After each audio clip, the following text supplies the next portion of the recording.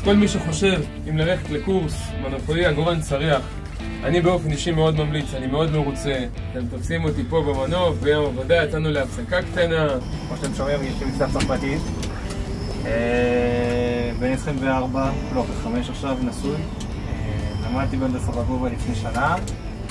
ועכשיו, כמו שאתם רואים, אנחנו עובדים בירושלים, בלב ירושלים. הפרנסה באמת טוב, אלחמדולillah, ברוך השם, פרנסה שלנו פרנסה יותר טוב מהעבודה האחרת. ולמדתי בהנדסה בגובה לפני שנה, אחלה מרצים. אני תכף שנה כבר מנופאי עגורן צריח, למדתי בהנדסה בגובה.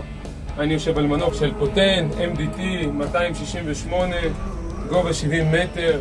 מנופאי 10 שנים במקצוע, המקצוע שלנו מקצוע טוב. אני מכיר הרבה מאוד מנופאים שהיה להם הרבה מחשבות אם ללכת לקורס או לא, ובסוף קיבלו את ההחלטה והלכו. אני מכיר שרובם מאוד מרוצים, ואני באופן אישי ממליץ. לצוות של הנדסה בגובה, רוצה להגיד לכם שהחבר'ה זוכרים אתכם ממש לטובה. תודה. תודה אילן.